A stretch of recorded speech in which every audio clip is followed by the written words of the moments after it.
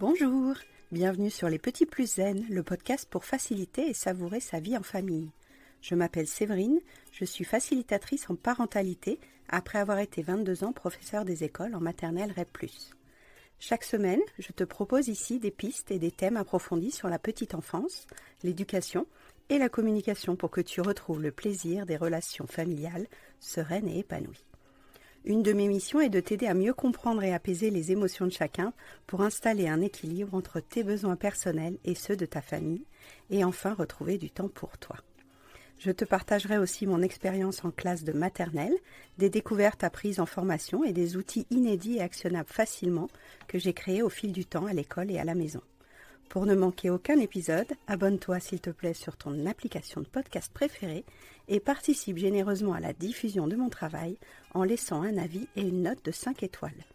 Pour plus de contenu, d'inspiration et de motivation, retrouve-moi aussi sur Instagram, Facebook et Clubhouse sous le nom Les Petits Plus Zen. Sur ce, je te souhaite une belle écoute.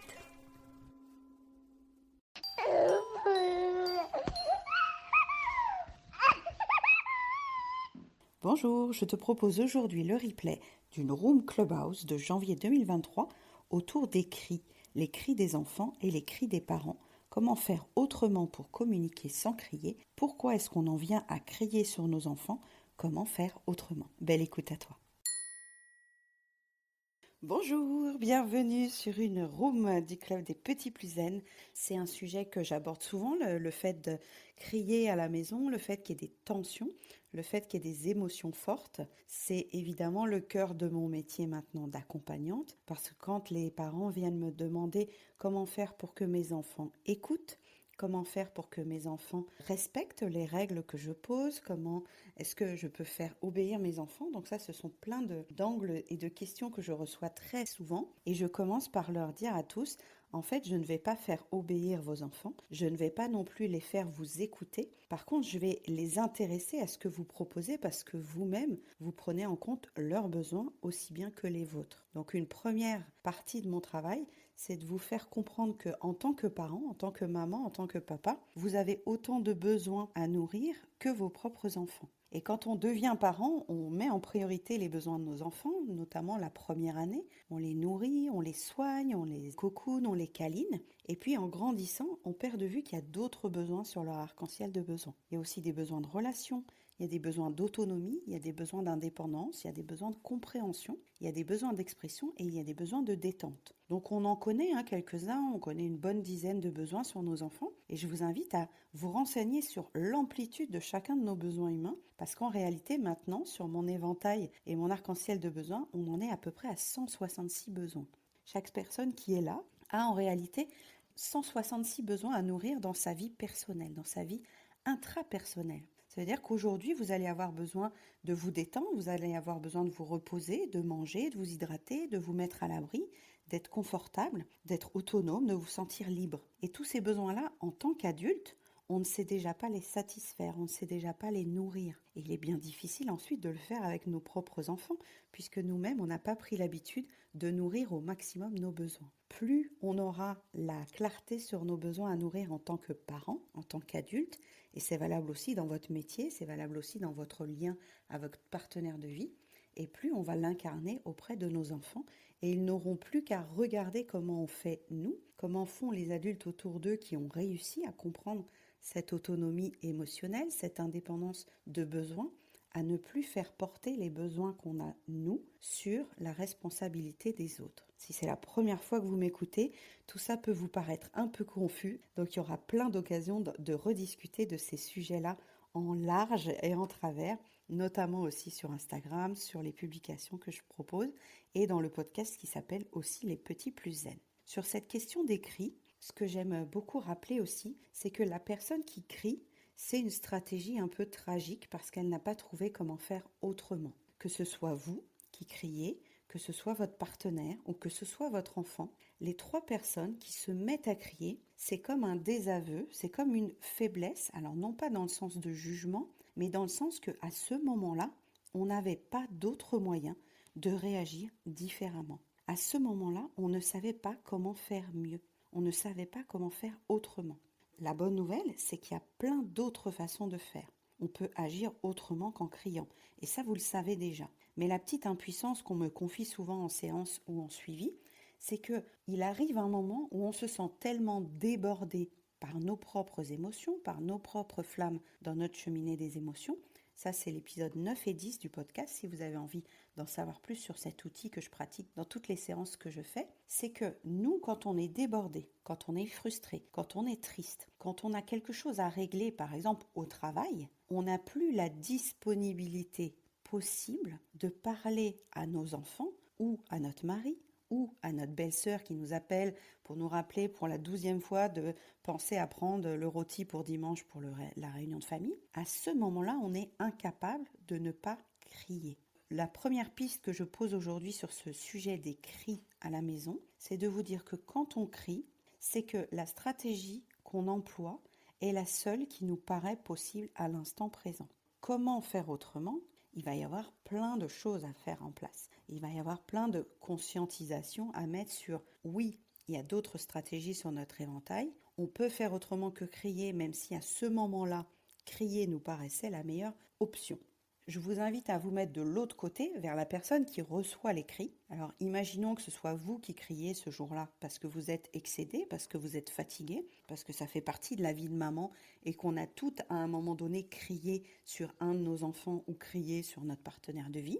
Je ne vais pas m'exclure de ce tableau parce que, bien entendu, moi aussi ça m'est déjà arrivé de crier et moi aussi j'ai regretté après d'avoir crié, mais je me suis dit je ne savais pas faire autrement ce jour-là. C'est que quand nous on crie, la personne en face a un moment de sidération, à un moment où il voit qu'on est complètement dépassé par notre émotion. Alors quand c'est un adulte, il fera la part des choses, il fera son travail de son côté, il fera sa responsabilité émotionnelle. Mais ce qui est un peu plus délicat, c'est quand c'est sur un enfant, notamment un enfant entre 2 et 7 ans, qui n'a pas du tout la maturité intellectuelle et le cerveau rationnel qu'on pourrait avoir avec des enfants plus âgés, avec des ados ou avec des adultes. Notre enfant, quand il nous entend crier, il va se bloquer comme un animal qui a peur de mourir.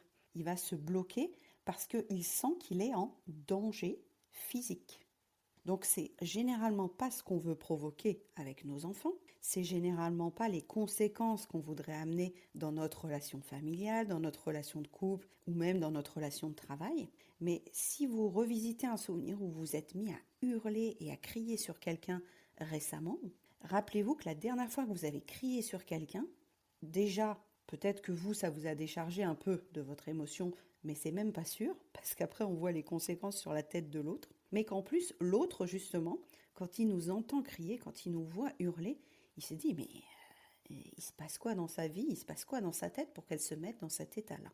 Et si vous êtes des femmes qui m'entendez, là, vous sentez bien que le reproche sous-jacent d'une femme qui se met à crier, c'est tout de suite, au niveau patriarcal, qu'elle est hystérique, elle ne sait pas se contrôler, elle ne sait pas se gérer, et on en revient tout de suite à l'émotion qu'elle est en train de transmettre maladroitement, parce que la façon qu'on a de crier est parfois maladroite. C'est juste une expression comme une autre de ce qu'on n'arrive pas à faire passer comme message de manière calme. Que ce soit vous qui criez ou que vous vous souveniez d'un autre moment où quelqu'un vous a crié dessus, que ce soit votre parent quand vous étiez petite, que ce soit votre partenaire, votre collègue ou même votre enfant, puisque les enfants aussi reproduisent ce schéma-là, quand ils sont débordés, ils se mettent aussi à crier, c'est d'aller voir que ce cri, cette solution, ce choix qui a été posé de stratégie de communication est maladroite, mais était un mode d'expression quand même. Quand on se met à crier, c'est qu'on n'a pas réussi à l'exprimer autrement, parce qu'on n'a pas eu la disponibilité dans notre cœur, dans notre émotion, de faire plus posé, de faire plus explicite, de faire plus calme. Alors tout ça, ça doit vous paraître très logique quand je le détaille comme ça, et vous avez envie peut-être de savoir, donc comment on fait? Comment on fait pour pas crier sur notre enfant quand il renverse pour la 12e fois sa purée de brocoli? Comment on fait quand notre mari, à qui on avait répété 14 fois la même chose, n'a pas fini par appeler le plombier ou n'a pas fini par faire la tâche que vous lui avez demandée?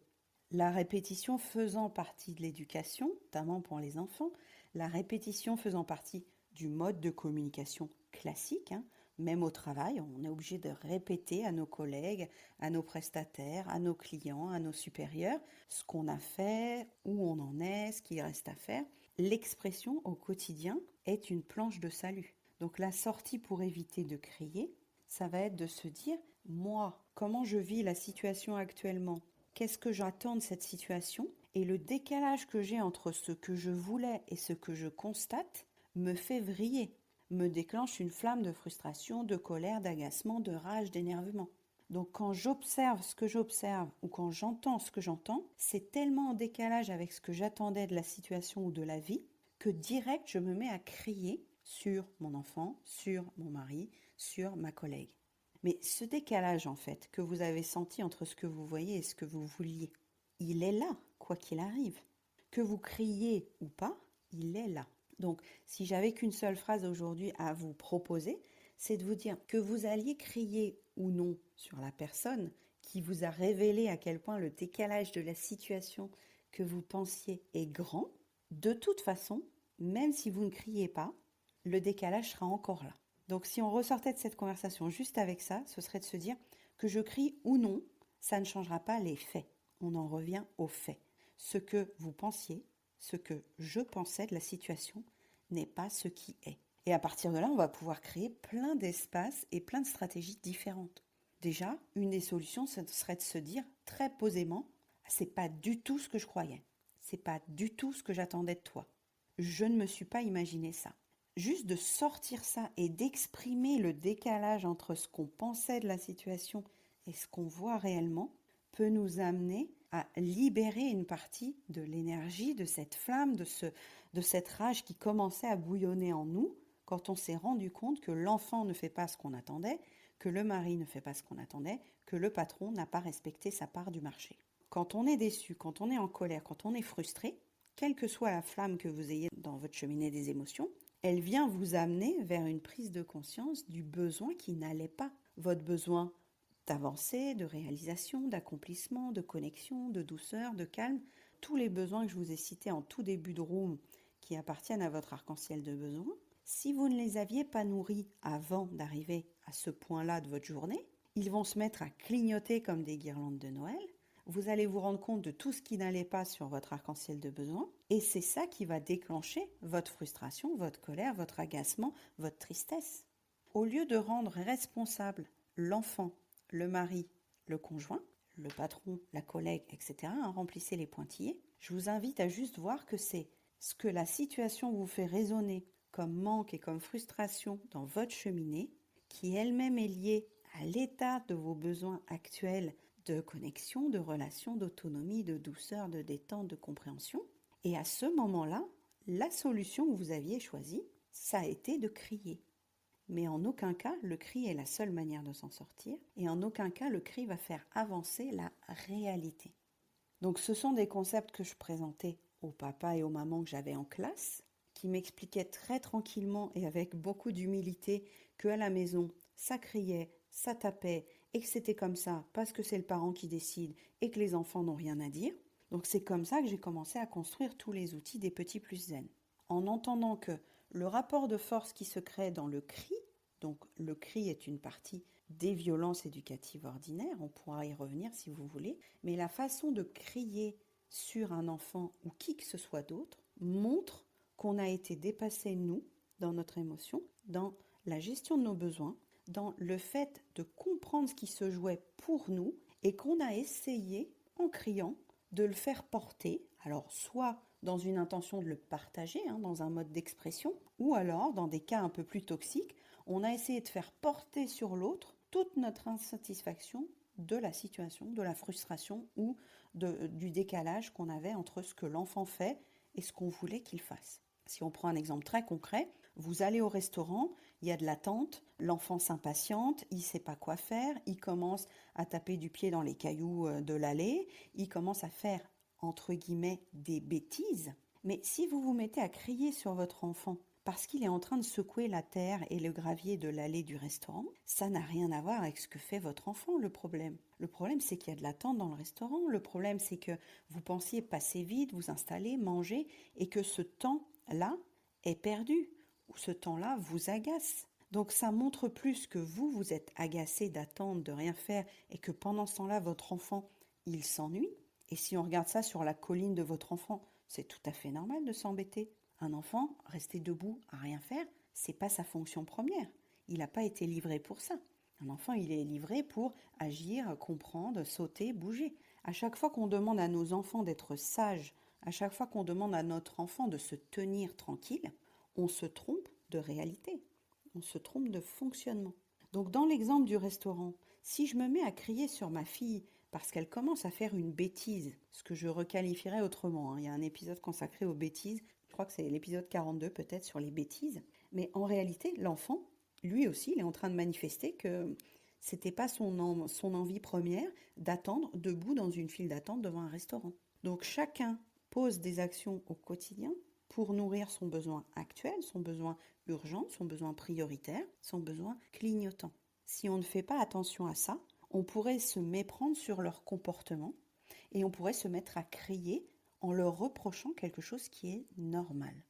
Donc la prochaine fois que vous avez envie de crier sur quelqu'un, et je vais me l'appliquer à moi, hein, parce que moi aussi, des fois, je me mets à hurler et à crier, mais la prochaine fois que vous aurez envie de crier sur quelqu'un, demandez-vous, ok, là, je suis en train de vouloir extérioriser ce qui se passe pas bien dans ma cheminée des émotions, je suis en train de vouloir exprimer que j'ai un besoin non satisfait, mal nourri, qu'il y a quelque chose dans mon attente et dans ma réalité qui ne va pas bien chez moi, sur ma colline. Et est-ce que je veux l'exprimer juste pour que ça sorte de moi? Ça, c'est intéressant, c'est un mode d'expression, hein. Quand on souffle très fort, quand on est très énervé, c'est aussi un mode d'expression. Ça, c'est ce qu'on peut enseigner à nos enfants quand ils sont très en colère, de souffler très fort ou de taper des pieds, d'extérioriser. Mais on pourra voir ça plus tard aussi si vous le souhaitez. Mais nous, en tant qu'adultes, de juste nous demander, est-ce que je suis juste en train d'exprimer que ça va pas bien, que je ne sais pas comment est ma flamme, que je ne sais pas comment sont mes besoins et que je suis en train d'introspecter et de scanner intérieurement comment ça se passe pour moi? Ou alors est-ce que je suis en train d'essayer maladroitement de reprocher à la personne en face d'avoir provoqué ça? Et ça, c'est vraiment une prise de conscience capitale, que vous soyez parent ou non, de cesser dès aujourd'hui, donc là, d'arrêter définitivement de reprocher aux autres l'état émotionnel dans lequel vous vous trouvez actuellement. À chaque fois que vous commencez à crier sur quelqu'un, demandez-vous, est-ce que je prends la pleine responsabilité de ce que je suis en train d'exprimer ou est-ce que j'essaye de lui reprocher ma colère, ma frustration, ma tristesse? Quand on crie sur son enfant parce qu'il a fait tomber le vase, on ne crie pas vraiment sur son enfant qui a fait tomber le vase, parce qu'une partie de notre cerveau sait très bien qu'un enfant, ça peut être maladroit, un enfant, ça ne maîtrise pas bien ses gestes. On crie parce qu'on aurait voulu que ce vase reste entier, qu'on aurait voulu éviter de ramasser, que ça nous fait perdre notre temps, qu'on était attaché à ce vase. Donc il y a tout un tas de raisons pour lesquelles on se met à crier, mais en aucun cas on se met à crier parce que c'est la faute de notre enfant si on a envie de crier. Et ça me paraît vraiment très important de voir que quand on reproche à notre enfant d'être en colère, quand on reproche à notre enfant d'être triste, on lui fait porter une responsabilité émotionnelle qui n'est pas du tout de son âge, qui n'est pas du tout de son ressort. Et comme on est l'adulte, et que là, je prends une situation parent-enfant, je vous invite à voir si vous avez été élevé comme ça, mais quand on crie sur notre enfant, quand on lui fait porter notre responsabilité, quand il va devenir adulte, il y a un risque qu'à son tour, il prenne en charge les émotions des autres. Il ne sache plus faire la différence entre ce qu'il ressent lui-même et ce qui est porté par quelqu'un d'autre. Et je vous en parle avec toute humilité parce que j'ai découvert ça seulement en 2015. J'ai compris seulement en 2015 que j'avais porté les émotions de tout le monde autour de moi au lieu de ne porter que les miennes. C'est une vraie libération de se rendre compte que je ne suis pas responsable de votre tristesse, de votre colère, de votre agacement. Je peux être en empathie avec elle. Si vous venez me voir aujourd'hui en me disant j'en peux plus, j'arrive plus avec mon mari, on ne se comprend plus, la nounou ça se passe pas bien avec mon enfant, je vais pouvoir compatir, je vais pouvoir être en résonance avec votre émotion, mais je ne vais pas la prendre en charge. Parce que justement cette émotion, elle est hyper intéressante pour vous à regarder en face. Cette flamme, on va la scanner ensemble. On va voir ce qu'elle veut nous dire. On va voir comment est née cette tristesse, cet agacement, cette rage, cette peur, ce doute, cette culpabilité sont nés parce qu'il y avait eu un décalage entre ce que vous attendiez, ce que vous aviez besoin et ce que vous constatez dans les faits. Donc je ne prendrai pas en charge votre tristesse, votre colère, votre émotion, ni votre joie d'ailleurs, parce que quand vous êtes heureux, quand vous êtes triste, Ce sont des choses qui sont intérieures. On va l'exprimer, on va essayer de le partager avec les autres. Alors quand c'est des émotions plutôt agréables, c'est génial de célébrer une promotion, un déménagement, un mariage. Tout ça, ce sont des émotions faciles à partager. Et dans ces cas-là, on pourrait se sentir co-auteur de l'émotion, co-responsable de cette joie, de ce positivisme. Mais quand c'est plus difficile, et on peut prendre un exemple très concret, si vous êtes allé à un enterrement dernièrement, il y a des gens qui ne savent pas comment communiquer sur une émotion de tristesse, de deuil. Il y a des gens qui minimisent, il y a des gens qui vont réduire en disant oui, ça va passer, c'est pas grave. Mais tout ça, c'est pas prendre en compte l'émotion de l'autre. Tout ça, c'est juste reculer parce qu'on a peur que l'autre nous contamine avec sa propre émotion, parce qu'on a peur d'être impacté par les émotions des autres, parce que nous-mêmes, on ne sait pas comment gérer un deuil. Observez autour de vous les gens qui minimisent les émotions, qui font porter les émotions sur les autres, ou qui eux-mêmes ne savent pas du tout appréhender leurs émotions. Et je pourrais en parler pendant des jours et des jours, parce qu'au quotidien, la plupart d'entre nous ont été élevés comme ça. Et je l'entends encore quotidiennement. Quand je vais au parc avec ma petite, j'entends encore des mamans qui disent non, non, tu fais pas ça, hein. Tu écoutes maman, hein. Tu fais plaisir à maman, hein. Sinon maman, elle va être triste. Je vous invite à écouter tout ce qui se cache derrière tout ça. Quand la maman fait porter son bonheur et sa tristesse sur l'action et le comportement de son enfant. Quand la maman fait porter son état émotionnel à son enfant de 2, 3, 4, 5 ans. Quelle est la responsabilité qu'on donne à nos enfants quand on ajoute cette petite phrase « Fais plaisir à maman ». Oui, maman est contente de toi. Maman est heureuse quand tu fais ça. C'est de l'amour conditionnel, c'est une responsabilité émotionnelle qui nous lie comme une dette. Est-ce que je fais porter ma frustration, ma tristesse, mes peurs, ma colère à quelqu'un d'autre que moi ? Que ce soit mon enfant ou non, je peux l'arrêter tout de suite. Je peux l'arrêter tout de suite en reprenant la responsabilité de mes émotions, en reprenant la responsabilité de mes besoins et en arrêtant de me passer comme victime du monde extérieur, comme victime du comportement des autres. Donc toutes ces notions, elles sont très complexes. C'est vrai que si vous me découvrez là aujourd'hui sur Clubhouse, je peux comprendre que ce soit des notions très très compliquées à mettre en réseau, à mettre en lien, et que ça résonne peut-être avec une perspective que vous n'êtes pas prêt à regarder en 2023. Et je comprendrais tout à fait que ce ne soit pas le bon moment pour vous. Le fait de connaître ça, je vais vous dire que ça va avoir 2 transformations majeures dans votre vie. La première, c'est que plus personne ne va essayer de faire porter ses émotions sur vous. C'est comme si vous alliez installer un barrage à vie de contamination émotionnelle, et je vais vous pinguer le lien tout à l'heure de cet épisode-là, parce qu'il fait un peu la bascule dans les gens que j'accompagne. En général, c'est un épisode qui parle beaucoup, c'est le 71. Et la deuxième chose, c'est que quand on prend conscience de tout ça, on arrive à être en toute humilité avec nos enfants. Et à leur dire très tranquillement, bah écoute, la maman, elle est très triste, parce qu'elle pensait avoir fini son dossier en 1 heure, et elle voit qu'elle n'a pas fini. Donc elle se sent triste, mais ça n'a rien à voir avec toi, ma chérie. Ça n'a rien à voir avec toi, mon chéri. C'est de maman à maman. C'est de maman avec son besoin de finir. C'est de maman avec sa vision de son travail.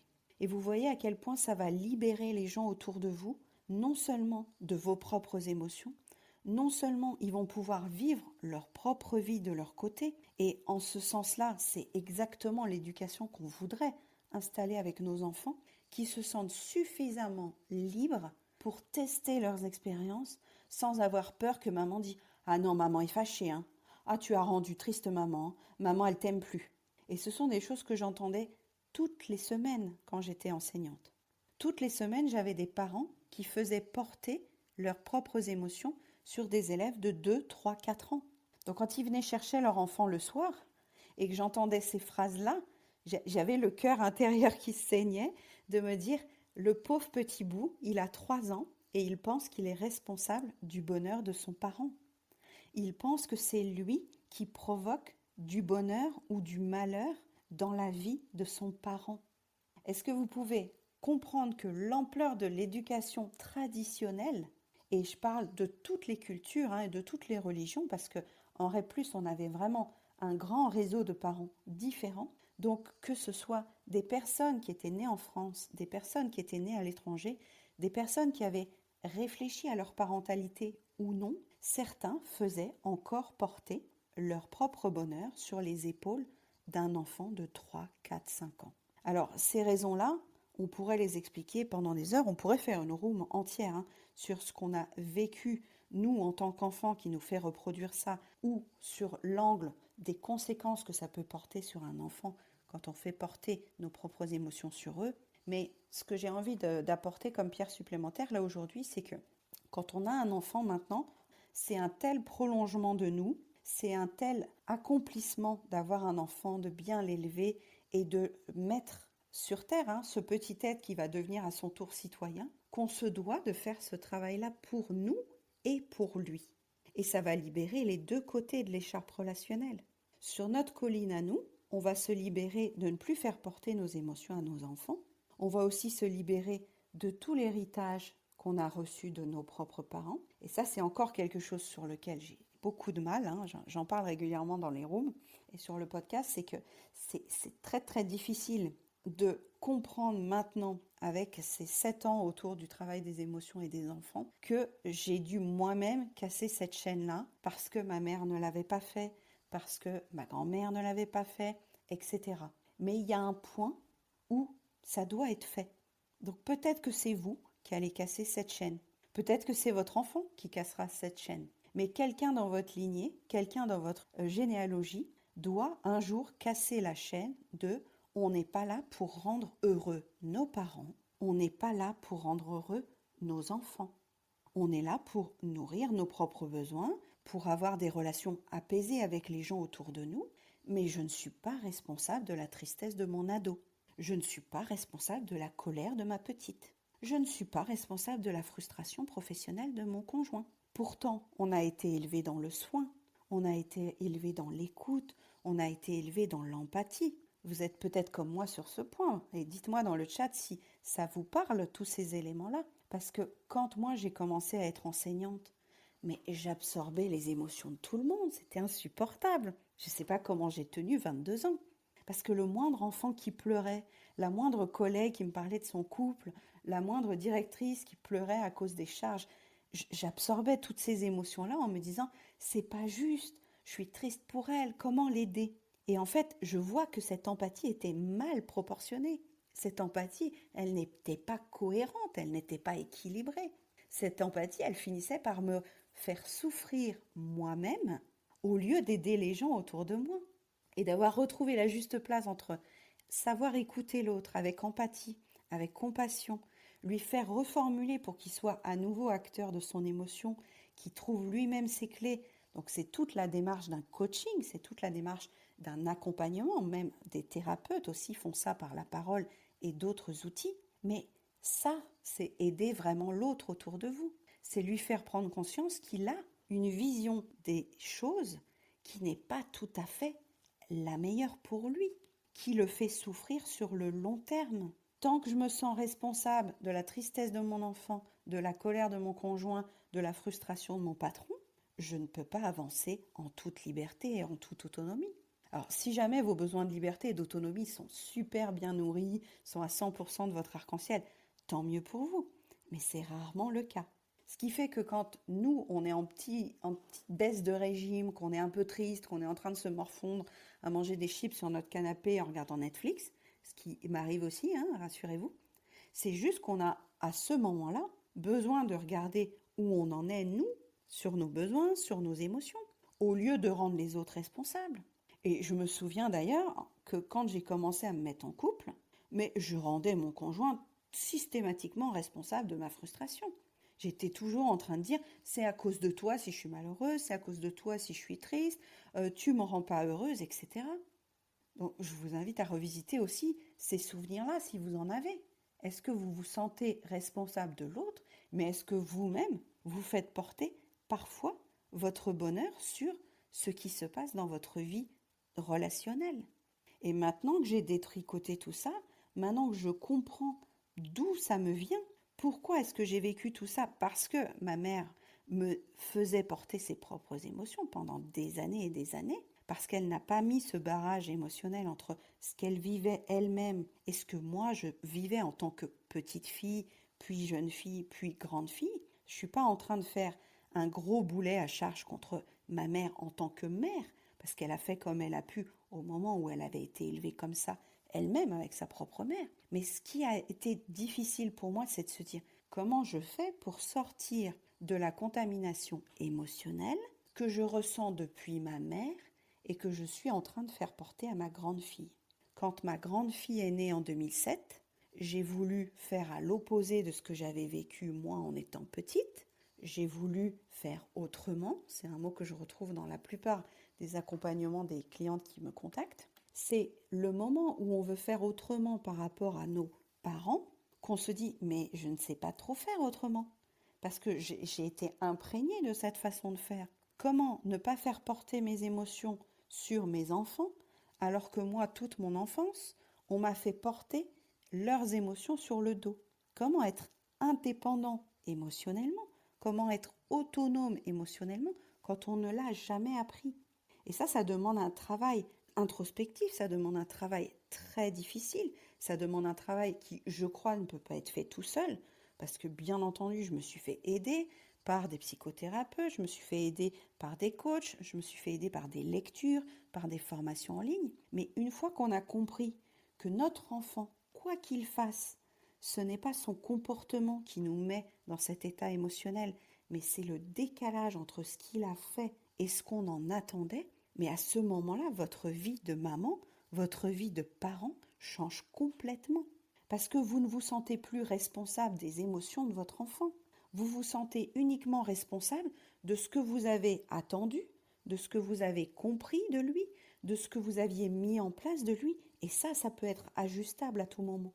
Pour mettre en place une relation parent-enfant qui soit sereine, qui soit apaisée, où on ne lui crie plus dessus parce qu'on ne lui reproche plus un comportement qui n'était pas adapté à ce qu'on attendait, ça veut dire prendre en compte que son développement n'est pas au stade qu'on croyait, que ses actions ne sont pas aussi fiables que ce qu'on croyait, que l'impermanence au quotidien est là, dans n'importe quelle relation, que ce soit avec votre partenaire de vie, avec votre enfant, avec votre sœur, avec votre patron. Vous avez des attentes de cette journée qui vont peut-être matcher ou qui vont peut-être s'étaler, mais à 100%. Donc plus on a d'attentes sur le comportement des gens autour de nous, comme si on en était responsable et comme si on avait un moyen de contrôle sur eux, plus on s'égare en fait dans la relation.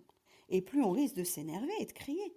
Alors que si on se dit, je vais poser mes actions, je vais expliciter mes besoins, je vais donner des repères, je vais donner un cadre, je vais donner des limites, mon enfant dans ce cadre, dans ses limites, dans ses explications, va faire sa propre expérience, va agir en fonction de son arc-en-ciel de besoins, va agir en fonction de ses flammes d'émotion dans sa propre cheminée.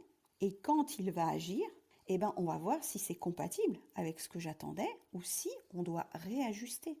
Mais le fait de crier ne va pas changer spontanément la donne. S'il a fait cette action-là, c'est qu'à son stade de développement, à ses besoins qui clignotaient et à son état des flammes de cheminée, il ne savait pas faire autrement. Donc c'est pas la peine de juger, de crier, de taper, de punir, de hurler. Ça ne changera rien. Donc toutes les violences éducatives ordinaires, et un jour je ferai un épisode sur ce sujet parce que c'est quand même très important, que ce soit crier, que ce soit punir, que ce soit taper, que ce soit lui dire qu'il fait des caprices, des bêtises, et ça il y a un épisode dessus, je crois que c'est le 42, à un moment donné, c'est nous qui posons une étiquette qui n'est pas juste dans la relation qu'on a avec notre enfant. Si je me mets à crier sur lui, c'est moi qui dois me poser des questions sur mon émotion et sur mon besoin. Et le faire en direct est très difficile. Donc je vous invite à faire ça quand vous n'êtes pas en plein milieu de l'océan et qu'il y a une tempête, de faire ça au calme quand tout va bien et de vous apprivoiser en disant comment je me sens actuellement, comment je vis ce que je vis, pourquoi est-ce que ça me fait vriller à ce point-là, pourquoi est-ce que je me mets dans cet état-là, d'analyser vos réactions émotionnelles régulièrement en dehors de la présence de votre enfant, en dehors de la présence des déclencheurs ultimes, parce que comme je vous disais, moi, dès que ma mère est dans la même pièce que moi, je sais que je suis à fleur de peau et à vif, parce que c'est mon déclencheur principal, absolu, mondial. J'ai un mal fou à rester concentrée sur mes émotions et mes besoins. Parce que je suis happée et attirée comme un aimant par les procédures pendant 40 ans de je suis responsable de ses émotions et de son état émotionnel. Donc si vous travaillez ça en dehors de vos déclencheurs, si vous travaillez ça en dehors des situations qui vous font vriller, littéralement, c'est plus simple, c'est plus facile. Pratiquer un scan des émotions et des besoins, il y a un épisode entier consacré à ça, c'est le 69, pardon. Donc vous pouvez pratiquer ça tranquillement, voir quels sont vos besoins, voir quelles sont vos émotions, voir ce qui vous a déclenché, voir comment ça se joue en nous, voir ce qui est possible de faire comme stratégie. Peut-être que crier, à un moment donné, vous fera plus de bien que vous taire. Et c'est OK aussi. Quand il y a des gens qui se font agresser, on ne va pas leur dire de ne pas crier. Crier, ça a une fonction d'alerte, ça a une fonction d'expression. Maintenant, crier comme seul moyen d'expression, crier comme finalement limite de notre comportement parce qu'on n'a pas trouvé comment faire d'autre, n'est pas la seule solution. Il y a plein d'autres voies possibles. Il y a pu y avoir en classe, je me souviens d'une fois en classe où c'était assez pénible ce jour-là parce qu'on n'avait pas pu sortir à cause de la pluie. Donc il y avait du bazar dans la classe, c'était des élèves de grande section, ils avaient 5 ans, il y en avait partout, rien n'était fini, rien n'était rangé, on n'avait pas avancé sur le planning. Et ce jour-là, j'ai crié un bon coup en disant « Bon, on s'arrête tout de suite, vous venez vous asseoir, on va faire le point ». Donc j'ai crié un bon coup pour marquer un temps d'arrêt. Et après, on a explicité tout ce qui n'allait pas. Et on a dit que oui, on n'était pas sorti parce qu'il n'y avait plus, parce qu'on n'avait pas pu aller en récréation, parce que le gymnase était fermé. On a posé sur la table tout ce qui s'était passé et qui avait enclenché, qui avait eu comme conséquence un tel bazar et matériel et bruyant et émotionnel pour chacun. Ce qui fait que moi, j'étais agacée, eux étaient agacés, mon ATSEM était agacé. Et poser des mots sur les émotions de chacun, poser des mots sur les besoins de chacun. Il y a des enfants qui m'ont dit très posément, bah oui, nous on aurait voulu aller en récréation. Et c'est super d'arriver à l'exprimer. C'est super d'arriver à dire qu'on se sent pas bien parce qu'on n'a pas eu ce qu'on attendait. Et je pense qu'une des grandes clés de libération émotionnelle, c'est d'arriver à dire comment on se sent à l'autre sans avoir peur de le décevoir, sans avoir peur de faire porter sur notre enfant et qui se sente responsable à son tour de notre propre émotion. De la même façon que quand vous criez sur votre enfant parce qu'il vient vous déranger quand vous êtes au téléphone, on peut regarder ça sur les deux collines. C'est normal que vous soyez dérangé. Quand vous êtes au téléphone, vous n'avez pas envie que votre enfant vous dérange. Mais votre enfant, à ce moment-là, lui, sa gestion du temps, elle n'est pas du tout comme la vôtre. À ce moment-là, il a fini son puzzle, il est trop content, il veut vous montrer son dessin, il a envie de partager quelque chose avec vous sur sa rayure d'expression, sur sa rayure de relation. Donc si on se met sur sa colline à lui, votre enfant à ce moment-là, il était heureux de venir vous déranger et il n'a pas vu à quel point ça allait impacter votre quotidien, à quel point vous allez le balancer en disant « Ça suffit, tais-toi, tu m'énerves !» Et j'ai déjà fait ça en mastermind. C'était à mon tour de parler en mastermind et j'avais ma petite qui venait me montrer son dessin en disant « T'as vu, j'ai mis du bleu, t'as vu, j'ai mis du bleu ?» À ce moment-là, je voulais être concentrée sur le mastermind, sur mon intervention, sur la formatrice. Et en même temps, j'entendais le besoin de ma fille de partager, de communiquer, d'être en connexion. Ce qui veut dire que l'équilibre des besoins, l'équilibre des deux arcs-en-ciel sur les deux collines n'est pas toujours possible dans la douceur. Surtout si on n'arrive pas à le conscientiser en amont. Parce que votre enfant qui vient vous déranger quand vous êtes au téléphone, ça n'est pas arrivé qu'une seule fois. Et ça va sûrement arriver plusieurs fois dans votre mois. À chaque fois que votre enfant vient vous déranger, que vous êtes au téléphone et que vous l'envoyez promener, ou vous lui faites signe, ou vous le repoussez, qu'est-ce qu'il comprend de la situation dans la répétition? Soit il comprend dans la situation que vous n'avez pas de temps pour lui, à l'extrême, se sentir rejeté, abandonné, et ça ne va pas aller dans un lien sur le long terme très positif, mais sans noircir le tableau, on l'a tous vécu nous aussi quand on était enfant. Par contre, quand on a fini de téléphoner, au lieu d'avoir crié sur lui et de lui dire « Bon, je passe à autre chose, il a oublié », non, notre enfant, il n'a pas du tout oublié quand on a crié sur lui. Ce qu'on peut faire, c'est d'aller le voir quand on a fini de téléphoner et lui dire « Écoute chérie, quand tu es venu me montrer ton dessin, quand j'étais au téléphone ou quand j'étais en ligne sur ma réunion Zoom avec mes collègues de travail, je ne pouvais pas te parler à ce moment-là parce que j'ai besoin d'être concentrée sur mon travail et sur ce que je dis. J'avais envie de savoir ce que tu voulais me dire, mais ce n'était pas le bon moment pour moi. Donc la prochaine fois, quand tu me vois au téléphone, tu peux venir devant moi Et tu peux me demander avec les yeux ou avec un signe que vous faites, hein, si vous signez ensemble, ça peut être un signe que vous avez décidé, ou alors il vient juste poser la main sur votre poignet, ça c'est une technique dont parle Céline Alvarez dans son livre sur les lois naturelles de l'enfant, qu'on utilise en classe aussi, c'est que votre enfant, il vient juste poser la main sur votre poignet. Et vous convenez ensemble que si c'est le bon moment pour qu'il parle, vous l'autorisez en hochant la tête ou en mettant votre main à votre tour sur sa main à lui. Mais si c'est pas le bon moment pour vous, vous convenez d'un code en lui disant dès que j'ai fini, je reviens vers toi, que sa demande soit entendue, que son envie et son besoin soient considérés. Nos enfants, ils ont besoin de beaucoup de considération et d'écoute. Par contre, le timing n'est pas toujours idéal. Évidemment, quand vous êtes paisiblement dans votre bain et que votre ado débarque en disant oui, j'ai une sortie pour samedi, tu peux me dire oui tout de suite parce que je dois confirmer, c'est pas le bon moment pour vous. Mais votre ado, elle a besoin d'entendre quelles sont vos limites, quels sont vos besoins à vous. Option 1, je peux crier sur elle en disant laisse-moi tranquille, je suis dans mon bain, ferme la porte, tu me fais chier. Tous les mots fleuris qu'on a pu entendre de nos parents, ou du quotidien, ou dans la rue.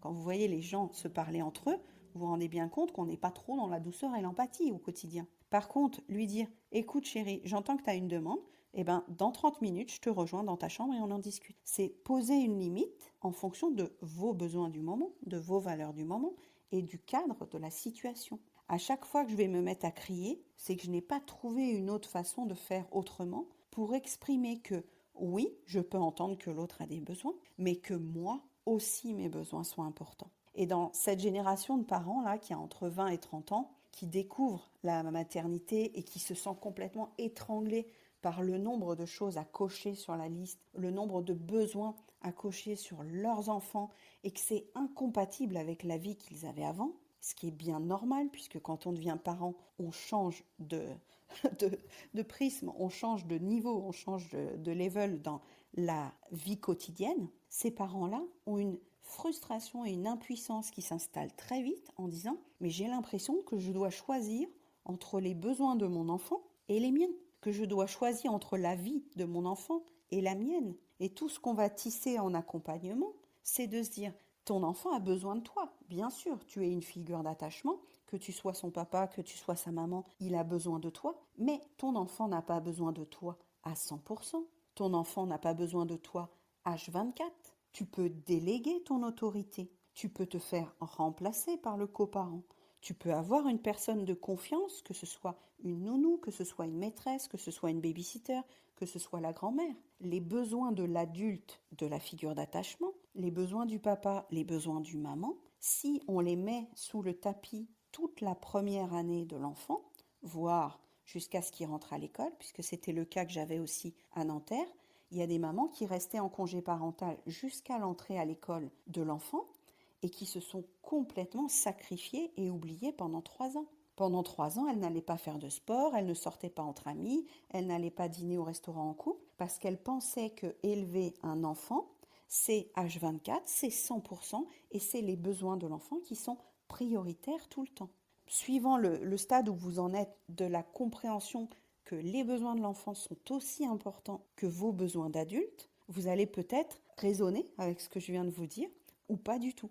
De voir à quel degré de compréhension vous en êtes, que cette notion de sacrifice qu'on peut faire miroiter, alors consciemment ou inconsciemment, notamment avec le patriarcat, c'est que les jeunes mamans peuvent s'oublier complètement dans leurs propres besoins jusqu'à provoquer des troubles, hein, vraiment, soit baby blues, soit de dépression postpartum, soit de burn-out parental complet, parce qu'elles en sont arrivées à une limite où leurs besoins à elles sont tellement sous le tapis qu'elles ne voient plus qu'elles ne vont pas bien.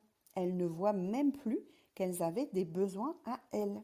Alors ce qu'on peut comprendre sur les 40 premiers jours, parce que la mise en place de l'allaitement, la mise en place du sommeil, la logistique, des repas, des sorties, des pédiatres, des vaccins, tout ça c'est un bouleversement. Et au début, on ne va pas conseiller à une jeune maman de sortir un soir sur deux voir ses copines, parce qu'elle-même n'en a pas envie. Mais juste de garder à l'esprit que quand on se met à oublier qu'on avait des besoins, c'est aussi un risque d'un coup de dérapage, de cris, d'explosion, de débordement, parce qu'à un moment donné, on va se rendre compte que ce petit être qu'on a chéri pendant des mois et des mois, il y a une ambivalence qui se met en place en disant « mais je lui ai tout donné et il n'est encore pas content. J'ai des mamans qui m'ont confié ce point de rupture où elles se disaient, je commence à reprocher à mon enfant d'être malheureuse. J'ai ce point de bascule où je dis, je fais tout pour mon enfant, tout ce qu'on m'a dit dans les livres, tout ce que j'ai entendu dans les podcasts, tout ce que mon médecin traitant, ma belle-mère et tout ça, je coche tout et mon enfant ne va pas bien. Et non, parce que notre enfant, il ne peut pas aller bien s'il sent que nous, on ne va pas bien non plus. Il y a une partie d'équilibre qui se joue aussi dans l'état des deux parties. Notre enfant, il va être bien quand on va le libérer de notre état émotionnel, quand on va lui assurer que on prend soin de nos besoins toute seule ou tout seul. Mais si on fait porter à notre enfant, t'es pas assez sage, je peux pas travailler tranquillement, c'est à cause de toi si on gagne pas d'argent, parce que je dois te garder toute la journée, parce qu'on n'a pas de nounou. Est-ce que vous voyez l'ampleur de ce qu'on fait porter à un petit bout qui n'est pas du tout de son ressort? À aucun moment, on ne peut faire porter notre frustration, notre colère, notre tristesse, notre deuil au comportement de notre enfant. Et on l'a déjà fait. Et on le fera peut-être encore. Donc il ne s'agit pas là de se mettre en tribunal et de dire vous assurez pas les parents, vous êtes nuls. Et c'est surtout pas le fait de dire que j'ai la solution à tout et que je ne le fais jamais. Il y a des moments où je sors une phrase à mes filles où je me dis cette phrase elle n'était pas terrible, cette phrase elle n'était pas très bien tournée parce qu'elle pourrait induire que je suis frustrée à cause de son comportement, que je suis triste à cause de sa réaction. Il ne s'agit pas de magifier, voilà un mot qui n'existe pas. Il ne s'agit pas de magifier notre comportement à partir d'aujourd'hui et de tout faire bien, mais dans la mesure du possible, interrogez-vous sur quand vous avez envie de crier, quand vous avez envie de reprocher à votre partenaire, à votre enfant, à votre patron, à votre sœur, de vous envahir, d'avoir un comportement inattendu, de ne pas respecter l'attente imaginaire qu'on avait, l'objectif qu'on avait nous et qu'on n'avait peut-être même pas exprimé, parce que soyons clairs, je reprends l'exemple du couple que j'ai abordé tout à l'heure.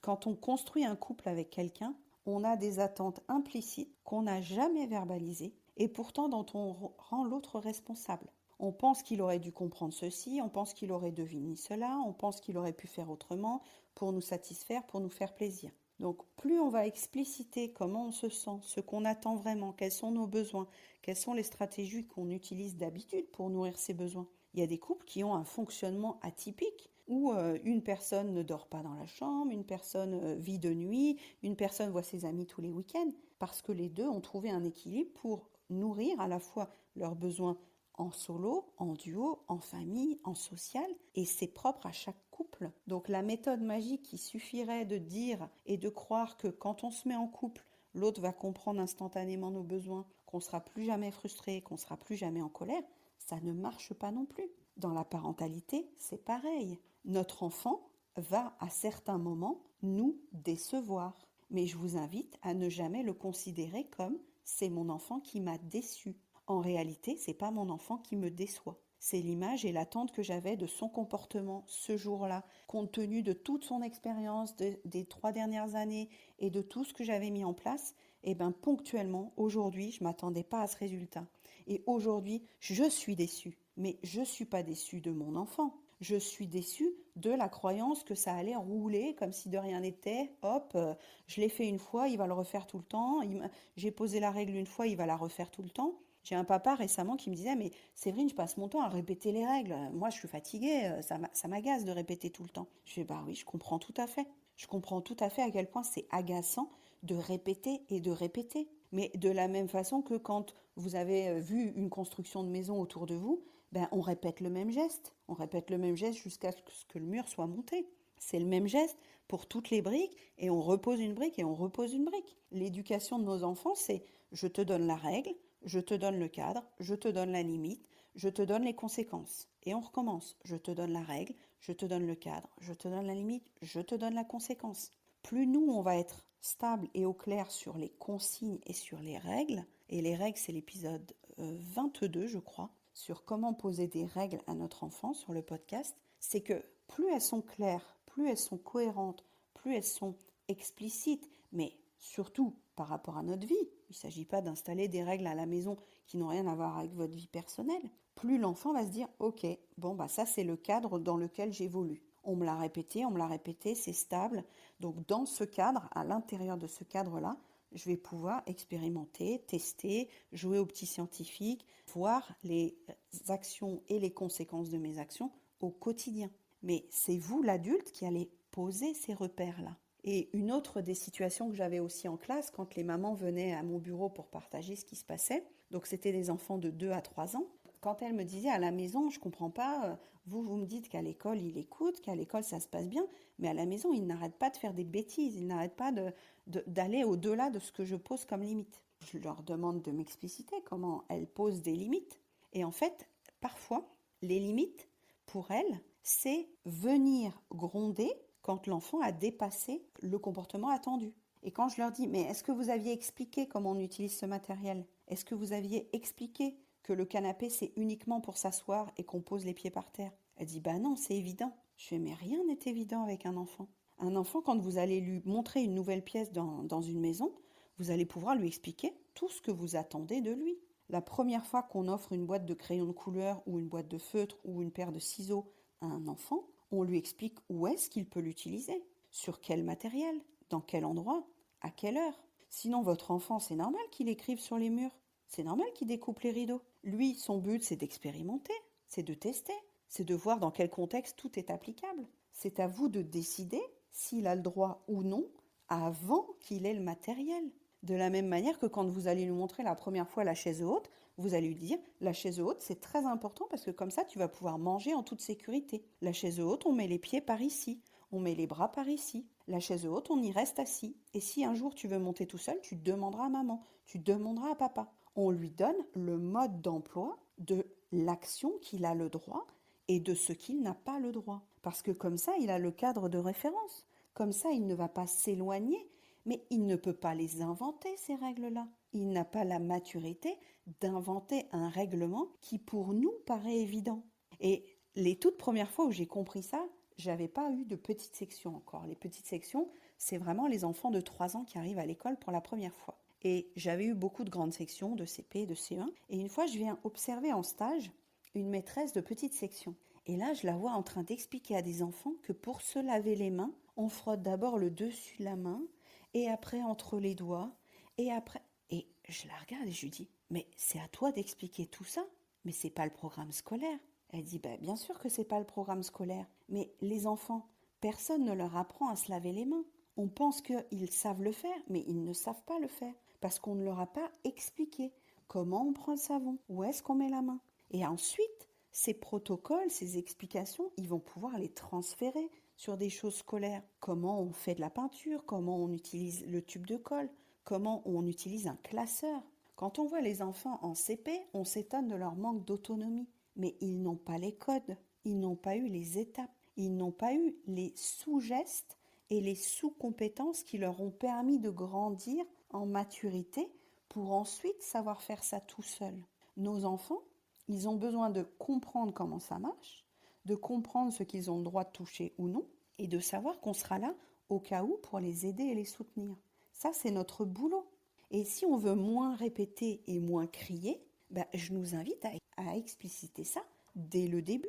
Voilà mon chéri, là on est dans ta chambre. Dans ta chambre, tu peux prendre tous les jouets qui sont dans ce tiroir, tu peux aussi jouer avec les objets qui sont dans cette case-là, et tu peux prendre les livres qui sont ici. Voilà tout ce que tu as le droit de faire. Et ensuite, s'il y a des objets qu'il n'a pas le droit de toucher tout seul, vous lui expliquez. Vous lui expliquez, pour ce jeu-là, tu appelleras maman ou papa. Pour cet objet-là, c'est que quand il y a un adulte. Donnez-lui les codes, donnez-lui les explications, donnez-lui le mode d'emploi, et vous n'aurez plus à crier, puisque les bases seront posées. Quand on crie, c'est qu'on pense que l'autre avait déjà compris tout ça et qu'il aurait dû le faire spontanément. Et ça ne marche pas dans le couple, ça ne marche pas non plus dans l'éducation, et au travail, ça marche moyennement aussi. Ce qui fait qu'on en arrive vers des comportements un peu déviants, que quand on ne veut pas crier sur l'autre, on balance des petites phrases perfides, des petites piques en douce en disant ah oui, ça évidemment, il a fait ça, nanana, parce que nous-mêmes on est frustrés parce qu'on n'avait pas explicité notre besoin à la base. Donc comme bien souvent, hein, et si vous écoutez les replays du club ou si vous écoutez le podcast, je vais vous ramener à ces deux éléments fondamentaux pour moi qui sont plus je connais mes besoins et plus je connais mon fonctionnement d'émotion, moins je fais porter ma frustration sur quelqu'un d'autre, donc moins j'ai besoin de crier. Je n'ai plus besoin de crier quand je suis dans un état émotionnel où je me dis Ce qui se passe en dehors de moi n'est pas toujours de ma responsabilité. L'action de mon enfant n'est pas contre moi, mais juste liée à son développement et à son envie d'expérimenter. Ce que les autres posent comme acte, que ce soit des adultes ou des enfants, ne sont pas complètement dépendants de ce que j'ai comme vision du monde. Et c'est très normal.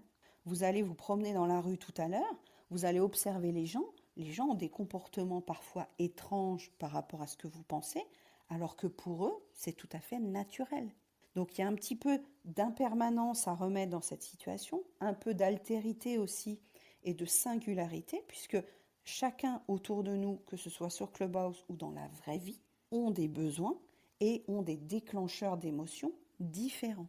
Et ça peut être même interprété pour deux personnes différentes de deux manières différentes. On a vécu la même room là ensemble, mais vous avez sans doute compris des choses différentes à des moments différents. Parce que vous avez pensé à votre enfant, parce que vous avez pensé à votre conjoint, parce que vous avez pensé à votre belle-mère. Et donc ça vous a ramené à un système de croyances et d'habitudes que vous avez, vous, qui se grève sur votre expérience. Et nos enfants, c'est exactement comme ça qu'ils fonctionnent. Ils ont appris une petite base de données parce qu'on leur a expliqué A, B, C, droite, gauche, on leur a appris des couleurs, mais ils n'ont pas fait le lien entre ce contexte-là et un autre. En didactique, en pédagogie, on appelle ça transférer des connaissances. On appelle ça changer de support, diversifier les domaines d'apprentissage. Les enfants qui venaient dans ma classe à 2 ans ne savaient presque rien faire seuls parce qu'on les considérait tout simplement comme des bébés.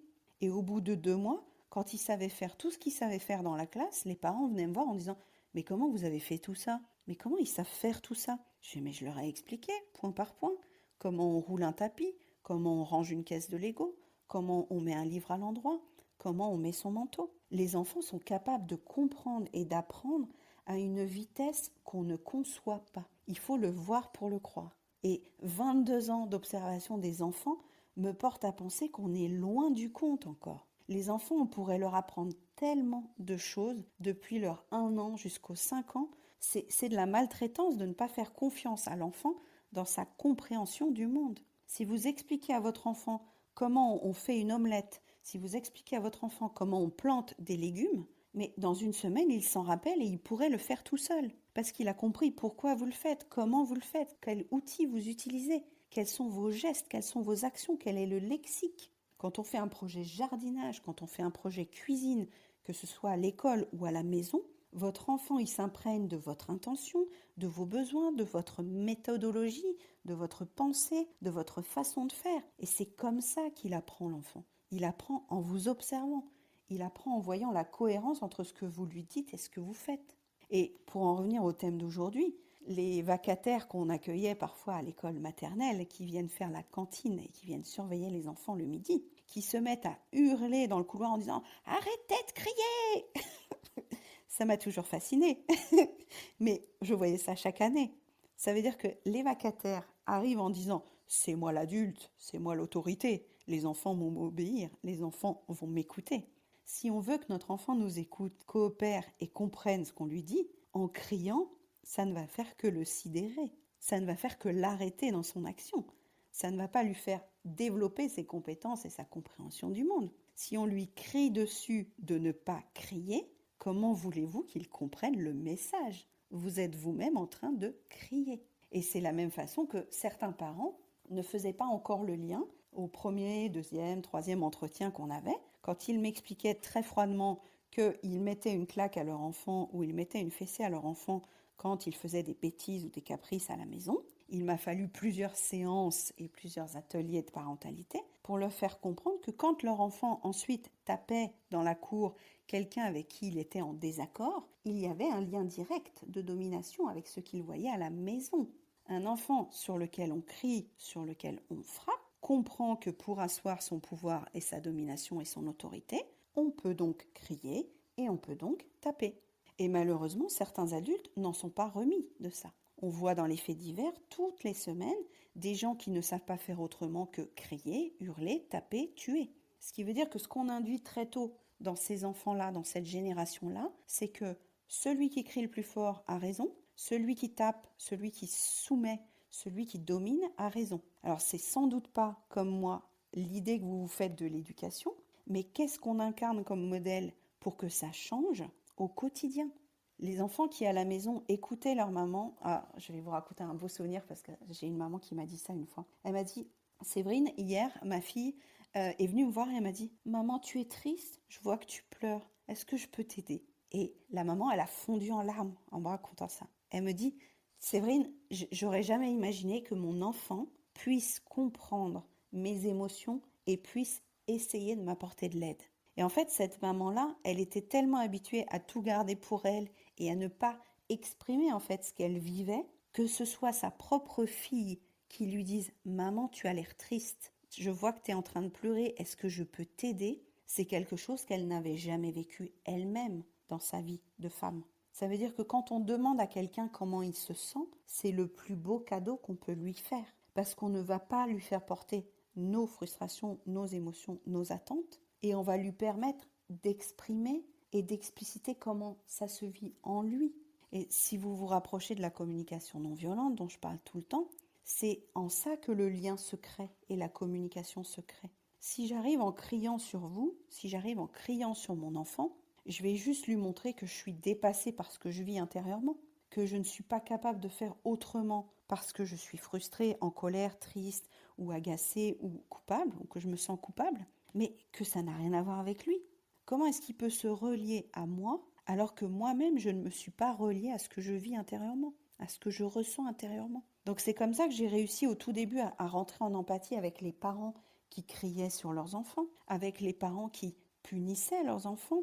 Et je la raconte souvent cette anecdote, mais il y avait un papa qui a été élevé à la dure, qui avait été élevé aux Antilles et qui était lui-même chicoté, puni dans son armoire.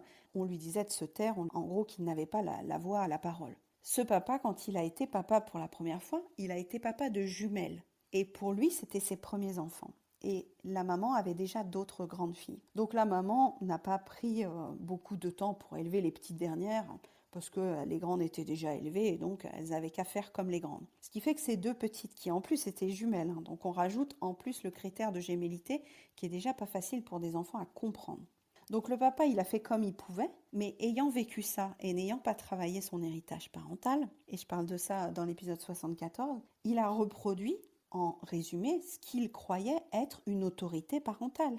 Quand sa fille faisait un comportement qui ne lui plaisait pas, par exemple dans l'épisode 67, il la mettait dans l'armoire pour qu'elle se calme. Il lui criait dessus pour qu'elle se calme. J'ai lié un lien de confiance avec ce papa. Au bout du deuxième rendez-vous, il m'explique que donc il punit sa fille en l'enfermant dans l'armoire. Sa fille avait 2 ans et demi. Il m'a fallu beaucoup d'empathie et beaucoup de compassion pour expliquer à ce papa comment se sentait sa fille à ce moment-là. Sa fille qui cherche un lien d'attachement à son parent, qui cherche à comprendre le monde, qui cherche à être en sécurité et à être entourée de compréhension et de considération. Au moment où elle se retrouve dans le noir, dans l'armoire, avec un père qui lui crie dessus, je pense que le lien a du mal à s'établir. Mais est-ce que vous voyez la difficulté de faire comprendre ça à quelqu'un qui lui-même a vécu ça quand il était petit, qui lui-même n'a pas eu cette compréhension de ses propres besoins et de ses propres envies et actions?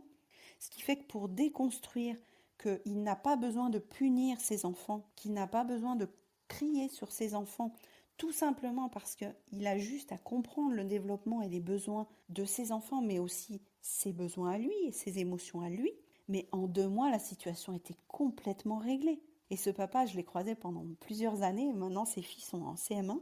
Et à chaque fois qu'il me croisait, il me disait, vous avez créé une relation père-fille. Voilà, je ne pourrai jamais assez vous remercier. Parce que de déconstruire ce qu'il a vécu lui en devenant père, d'arrêter de crier, d'arrêter de taper, de croire que l'autorité, c'est se montrer plus fort que ses enfants, que se montrer plus fort que ses enfants, c'est ça être un parent et c'est ça être dans l'autorité parentale. Pour lui, ça a été une révélation. Et évidemment, les filles ont été reconnaissantes parce qu'on l'avait travaillé en classe. Ça veut dire que vos enfants, quoi qu'il en soit, que ce soit difficile avec vous, que ce soit difficile avec le coparent si vous êtes séparés, parce que c'est aussi des situations que j'entends en séance, quand les parents se séparent et que l'autre personne n'a pas le même mode d'éducation que vous, ça devient compliqué de faire comprendre à l'enfant que oui, les règles sont pas pareilles tout le temps, que oui, le monde extérieur n'est pas pareil qu'à la maison. Et dans ce cas précis, les jumelles qui étaient dans ma classe, les deux, je leur expliquais qu'on a d'autres façons de parler qu'en criant. Mais comment je leur expliquais ça? Mais je leur expliquais en le faisant dans la classe, en disant, tu vois, quand Ilyes a renversé tout le bol de sable par terre, alors que j'ai expliqué 3 fois que le sable, c'est dans le bac à sable, je pourrais crier sur Ilyes. Mais ça ne sert à rien de crier sur Ilyes. Je vais aller me mettre à la hauteur d'Ilyes, je vais lui dire « Ilyes, je t'avais expliqué que le sable, il restait dans le bac. Alors viens, on va prendre la pelle et la balayette, tu vas ramasser le sable, parce que sinon on va glisser dessus, on va tomber, et je voudrais que le sable soit en sécurité dans le bac et que les enfants ne tombent pas. » Mais crier sur Ilyes à ce moment-là en disant « Mais je t'ai déjà dit que le sable, c'est dans le bac !» C'est ce qu'on pourrait faire tous, parce qu'on est excédé de répéter, parce qu'on en a marre de répéter. Ça ne va pas aider Ilyes à comprendre où est-ce qu'on veut que le sable soit.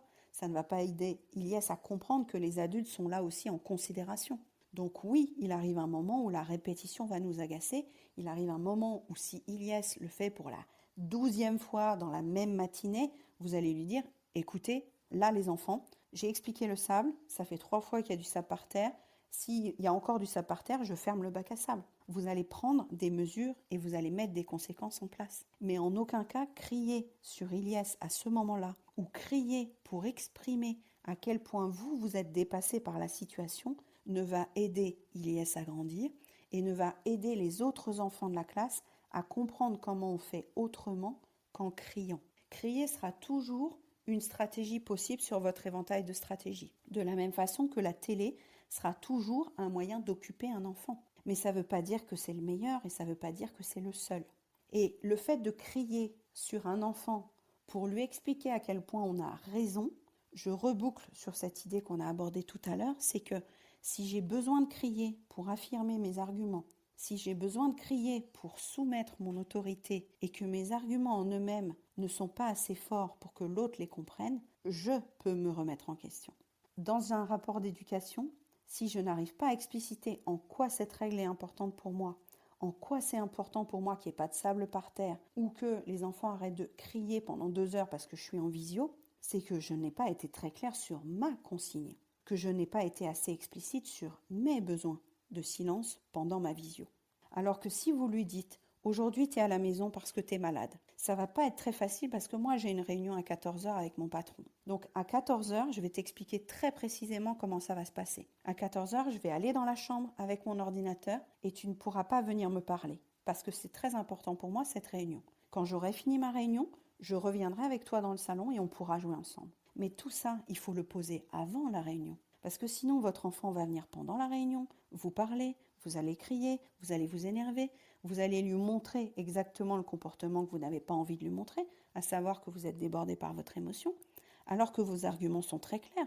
Vous les connaissiez déjà avant la visio. Vous aviez déjà pressenti que si jamais il venait pendant la visio et que vous êtes en train de présenter votre dossier à votre patron, qui en plus en ce moment il y a des tensions au boulot, ça allait faire boule de neige, ça allait contaminer émotionnellement et vous et votre enfant, et que vous auriez bien du mal à rester calme. Donc en anticipant ça, et c'est en ça que la conscientisation des besoins de l'enfant et des vôtres est aussi primordiale dans la relation pour pouvoir installer une communication calme. Non pas calme parce qu'elle doit être toujours calme, mais calme parce qu'elle peut s'anticiper sur bien des domaines. Et si on reprend l'exemple du restaurant tout à l'heure, vous auriez pu vous mettre à la hauteur de l'enfant qui s'impatiente parce qu'il y a une file d'attente dans le restaurant et lui dire « c'est vraiment pénible d'attendre, hein. Je comprends que ça t'ennuie vraiment d'attendre. Écoute, j'ai un livre dans mon sac, est-ce que tu veux lire ton livre en attendant que la file d'attente avance ?» Mais anticiper, ça veut dire se dire « je ne pourrai pas garantir à tout moment que les besoins de mon enfant seront satisfaits. Je ne peux pas garantir à tout moment que mes besoins d'adulte seront satisfaits. Par contre, dans la mesure du possible, je ne vais pas opposer les uns aux autres. Je ne vais pas dire à mon enfant tu as tort et j'ai raison. Et je ne vais pas dire non plus à mon enfant j'ai tort, tu as raison. À un moment donné, que ce soit en communication non violente ou en éducation empathique, on peut très bien expliquer pour l'instant, je n'ai pas encore la solution à ce problème. Mais quand tu cries dans le salon pendant que je suis en réunion dans la chambre, moi ça ne me convient pas. Donc il faut qu'on trouve une solution. Si tu veux crier, tout à l'heure on ira au parc et tu pourras crier. Vous voyez, en posant des observations, en posant le contexte, en explicitant les besoins de l'adulte et en explicitant les besoins de développement de l'enfant, on peut arriver quasiment toujours à une solution où les deux sont entendus, où les deux sont considérés et où on n'est pas obligé de crier. Mais je vous invite à voir que les prochaines fois où vous allez crier, ce sera peut-être plus un mode d'expression pour visibiliser ce que vous vivez intérieurement sur votre arc-en-ciel de besoin, dans votre cheminée des émotions, plutôt que de croire que c'est la solution en soi. La plupart du temps, quand on se met à crier, c'est qu'il y a quelque chose qui déborde et qu'il y a quelque chose qui veut être entendu et que comme on ne sait pas l'entendre de nous à nous en intérieur, comme on ne sait pas encore bien scanner ce qui se passe en nous, dans nos flammes d'émotion et dans nos besoins qui clignotent sur notre arc-en-ciel de besoins, on essaye de le faire porter à la personne en face, on essaye de l'évacuer par des moyens un peu maladroits, par des stratégies maladroites, dit Marshall en communication non violente, alors qu'on pourrait faire autrement. Le fait qu'on laisse un enfant crier, à un moment, c'est que cet enfant n'a pas compris qu'il y avait d'autres modes d'expression. Les enfants qui criaient dans ma classe le faisaient pendant une semaine, et c'était vite réglé. Parce que quand on lui répète toute la journée que même si tu cries, tu n'auras pas, même si tu cries, ça ne changera pas mon idée, même si tu cries, la règle va être stable, mais l'enfant arrête de crier au bout d'un moment. Et les mamans étaient étonnées, et les papas étaient étonnés de me dire mais il crie pas dans la classe. Je fais mais non, il crie pas dans la classe. Il a vu que ça ne servait à rien, que ça ne marcherait pas. Donc je suis pas en train de dire que si votre enfant crie à la maison, vous avez fait quelque chose de mal. Je suis en train de préciser que si votre enfant continue à crier, c'est qu'il pense que ça va marcher pour obtenir ce qu'il veut. Donc il y a peut-être eu plusieurs moments, plusieurs itérations où ça a marché et où l'enfant a conclu que quand on crie, on obtient. C'est encore dans l'inconscient collectif que celui qui crie obtiendra. Je vous invite à reconsidérer que parfois ça peut marcher et parfois non. Et qu'en éducation, plus on va laisser notre enfant crier pour obtenir, plus on va le légaliser, valider le fait que plus tard, quand il aura envie de quelque chose, il pourra crier pour l'obtenir. Malheureusement, ce qu'on voudrait pour nos enfants plus tard, c'est qu'ils obtiennent des choses sans se mettre en vrac, sans se mettre à hurler, que ce soit dans leur relation de couple, que ce soit dans leur relation amicale. Je pense que sur vos amis proches, sur votre partenaire de vie, vous préférez peut-être les moments où vous n'êtes pas en train de vous crier dessus. Et que c'est plutôt un aveu d'impuissance quand on se met à crier sur quelqu'un, c'est qu'on est à court d'arguments et que nos objectifs sont tellement éloignés de ce qu'on est en train de présenter à l'autre qu'on ne peut plus s'en sortir qu'en criant. Et encore une fois, je vous dis ça en toute humilité parce qu'il m'a fallu crier sur mes élèves, il m'a fallu crier sur ma première fille pour me rendre compte à quel point ça ne servait à rien. Ça dispersait mon énergie sans avoir aucun effet positif. Et le fait de crier ou non ne dit pas que vous êtes un bon ou un mauvais parent. Le fait de crier dit juste que vous avez considéré que ce mode d'expression vous rapportait plus d'avantages que d'inconvénients. Je ne suis pas sûre. Et ça, on peut le poser ensemble aujourd'hui. Ça veut dire qu'à chaque fois que vous avez besoin de crier pour vous faire entendre, c'est que la relation est mal posée. À chaque fois que vous entendez quelqu'un vous crier dessus et que l'autre considère ça normal de vous crier dessus, c'est quelque chose dans la relation n'a pas été bien posé. Et j'en reviens aux limites qu'on a abordées tout à l'heure. Si vous considérez que quelqu'un qui vous crie dessus a raison, je vous invite à arrêter ça tout de suite. Quand quelqu'un me crie dessus, je le regarde dans les yeux, je lui dis « J'accepte pas que tu me cries dessus. Quand tu seras plus calme, on en reparlera. » Et je quitte la pièce. Que ce soit mon enfant, que ce soit mon conjoint, que ce soit un collègue, que ce soit un voisin, je n'accepte aucune personne qui me crie dessus. Déjà parce que j'ai une tolérance au bruit qui est assez faible avec les années d'enseignante, vraiment. Je supporte quasiment plus le bruit. C'est pour ça que sur Clubhouse, je trouve ça toujours génial que les gens s'écoutent, s'entendent et que les rooms où tout le monde se crie dessus, je sors tout de suite. Mais en réalité, si quelqu'un vous crie dessus, c'est que lui-même n'a pas compris que vous méritiez le respect et l'écoute et la considération. Et que crier, c'est une forme de violence également, que vous n'êtes pas obligé d'accepter. Donc si un ami me criait dessus un jour, je lui dirais, écoute, je crois que tu es dans un état émotionnel difficile pour toi, je peux t'écouter si tu veux, mais ne crie pas sur moi, je ne suis pas responsable de ton émotion. Je peux t'apporter beaucoup d'écoute et de soutien, mais si tu me cries dessus, moi je m'éloigne. Je n'ai pas envie de ça dans ma vie. Donc qu'est-ce que tu proposes? Soit on baisse d'un ton et on parle correctement, normalement, ou même on parle pas et on va se promener. Tout ne passe pas toujours par le langage. Par contre, les cris ne sont que très rarement la solution idéale pour sortir de quelque chose. On l'évoquait à demi-mot tout à l'heure, mais à part une situation de grand danger ou une situation où intérieurement, si on sent qu'on ne crie pas, on va faire un burn-out immédiat tout de suite. Et j'ai déjà entendu des mamans me dire « je m'enferme dans les toilettes pour aller crier ». Eh bien, ça veut dire qu'il y a vraiment quelque chose à faire. Allez au parc, allez crier ensemble, allez crier avec vos enfants. Dites à vos enfants que vous avez besoin d'extérioriser ce qui ne va pas. Mais crier, c'est pas non plus une tragédie. Crier, c'est pas non plus un acte répréhensible ou honteux. Crier, c'est une façon d'extérioriser tout ce qui ne va pas en nous. Bonne semaine à tous et puis à très vite. J'espère que cette room a pu t'apporter d'autres pistes, des pistes complémentaires et supplémentaires aux outils des autres épisodes du podcast. Je te laisse mettre un avis 5 étoiles sur Spotify ou sur Apple Podcast pour soutenir mon travail et le visibiliser. Retrouve toute l'actualité des Petits Plus Zen dans le lien de cet épisode ainsi que sur Instagram et Facebook. À très vite, au revoir.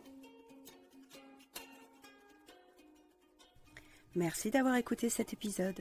Tu peux retrouver les thèmes et les épisodes précédents aussi sur lppzen.com/lepodcast. Pour soutenir mon travail, je t'invite à noter, commenter et partager le podcast, notamment sur ton application préférée comme Apple Podcast par exemple. Ton soutien est important pour moi pour permettre à d'autres parents de retrouver la sérénité en famille. On se retrouve pour un prochain épisode très bientôt et en attendant, prends bien soin de ta cheminée des émotions et de ton arc-en-ciel des besoins. À très vite.